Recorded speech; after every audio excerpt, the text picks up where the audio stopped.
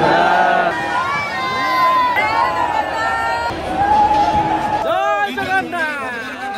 जगन्नाथ सांग मैंने आज एक नुआ ब्लॉग रे आपण मानक स्वागत। तो आज आम बाहरीचु पुरी जो रथ यात्रा होची। तो चलतु जीवा पुरी आउ रथ यात्रार मजा नेबा। तो मो सहित अछंती मो सांग माने। तो चलतु जीवा पुरी। तो सांग माने आम ए पुरी रे पहुंच जाइछु। आपण माने देखि परथुवे स्टेशन बाहरु आरु किए आमको स्वागत करूचंती। तो जगा बलिया आउ माँ सुभद्रा सांग माने पुरी रथ यात्रा हेउची भारतर सबुठारु बड़ और नियारा और पवित्र हिंदू पर्व गुड़िक मध्यरु गोटिए, जहाँ ओडिशार पुरी रे प्रतिवर्ष आषाढ़ मासरे होइथाए। रथर इतिहास कथा कहिले एही पर्वर इतिहास पुरातन कालरू आसीछि, जहाँ 1200 शताब्दी रे गंग राजवंश शासन कालरू एही यात्रा आरंभ होई आसुअछि। प्रतिवर्ष तीन ठाकुरंक पई अलगा अलगा रथ बना होइथाए।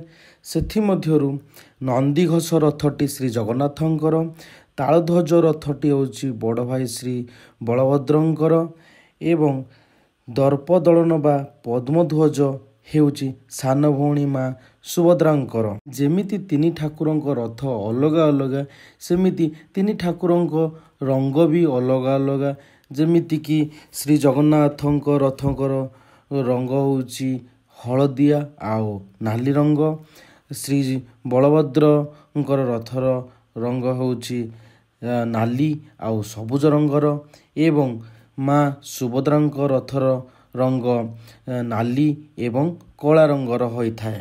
एही रथ गुडी को तैयारी करिया पई प्रतिवर्ष नुआ काठर व्यवहार होइथाए। रथ यात्रार अर्थ प्रतिवर्ष भगवान श्री जगन्नाथ तांको भाई और भौणी सहित मिसी माउसी माँ को पाखक जाइथांती एवं तांको भक्त मानक दर्शन करिया पई श्रीमंदिर से बाहर को आसीथांती। एही विरल दृश्य को देखिया पई सारा विश्वर भक्त माने छुटी आसंती। रथ यात्रा पूर्व तीनोटी मुख्य रीतिनीति होइथाए, तापरे रथ यात्रा आरंभ होइथाए। सेई भितरु प्रथम रीतिनीति होउची स्नान यात्रा, जोठी श्री जगन्नाथ और तांको बड़ भाई श्री बलभद्र और सान भौणी सुभद्रा को 108 गरा गंगा जल रे स्नान करा जाइथाए। द्वितीय रीतिनीति हेउची छेरा पहरा, जे कि पुरी राजा श्री गजपति महाराजा दिव्य सिंह देव चारि निजे सुना झाड़ू द्वारा सर्वप्रथमे बड़ भाई रथ, तापर श्री जगन्नाथ रथ, सर्वशेष सान भौणी माँ सुभद्रा रथ पथ को सफा करिथांती। तापरे रथ टणा। एही सबु रीतिनीति सरिबा परे भक्त माने रस्सी द्वारा रथ को टाणी थांती। ता द्वारा महापुण्य मिलिथाए बोली लोकंक विश्वास। आपण माने तो देखि पारुथिबे लक्षाधिक संख्यारे भक्त माने श्री जगन्नाथ को देखिया पई सारा पृथ्वी रु आसिछंती। श्रीमंदिर को मध्य पुष्परे सुसज्जित करा होईची। आपण माने तो सुनि पारुथिबे घंटर नाद, हुलहुलीर शब्द, शंखर नाद। अति आनंदकर दृश्य।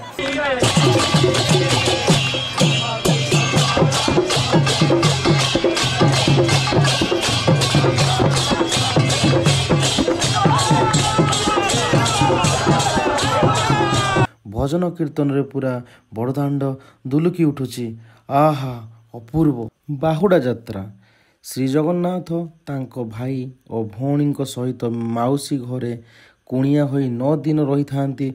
तापरे से पुणी श्रीमंदिर को फेरी आसंती। एहाकू बाहुड़ा यात्रा कहा जाए।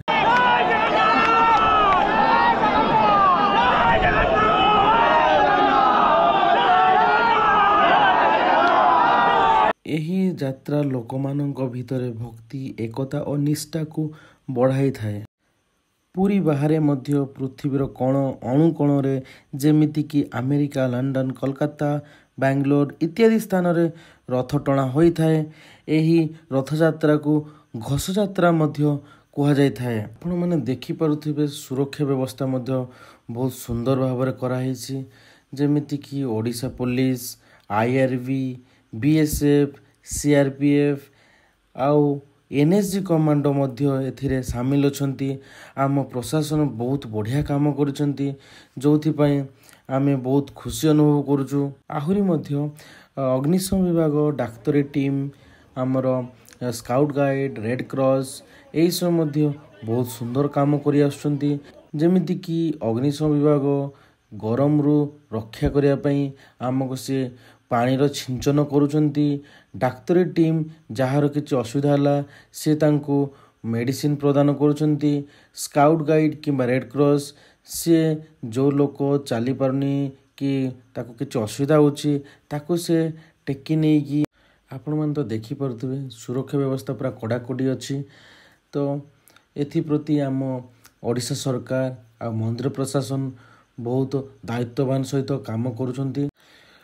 रथयात्रा आमर प्रति वर्ष आषाढ़ मास द्वितीय तिथि रे होई थाए, जोटा कि इंग्राजी मासरे जून किंबा जुलाई मासरे होई थाए।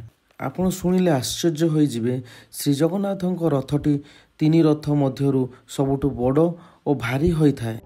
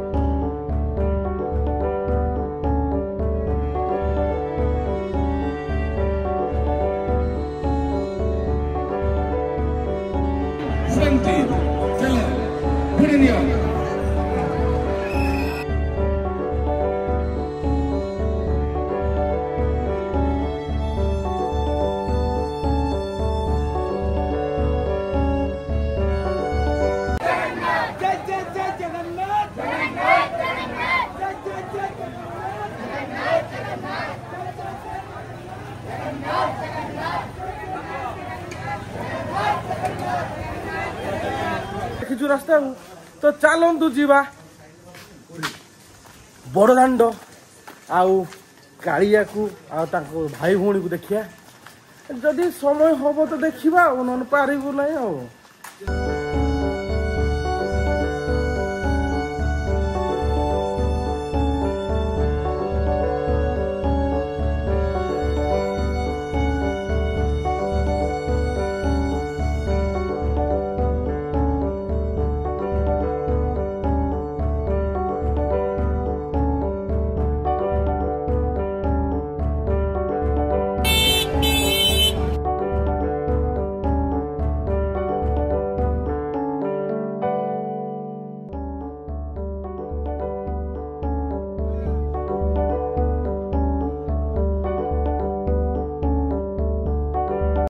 तो ସାଙ୍ଗମାନେ ଏଇ ଥିଲା ମୋର ରଥଯାତ୍ରାର ଅନୁଭୂତି। ଆପଣମାନଙ୍କୁ କେମିତି ଲାଗିଲା କମେଣ୍ଟ କରିବାକୁ ଭୁଲନ୍ତୁ ନାହିଁ। ଯଦି ଭିଡ଼ିଓଟି ଭଲ ଲାଗିଲା ତାହେଲେ ଲାଇକ୍ ସେୟାର କରନ୍ତୁ ଏବଂ ଚ୍ୟାନେଲରେ ନୂଆ କରି ଆସିଛନ୍ତି ଯଦି ଚ୍ୟାନେଲକୁ ସବସ୍କ୍ରାଇବ୍ କରିବାକୁ ଭୁଲନ୍ତୁ ନାହିଁ। ଜୟ ଜଗନ୍ନାଥ।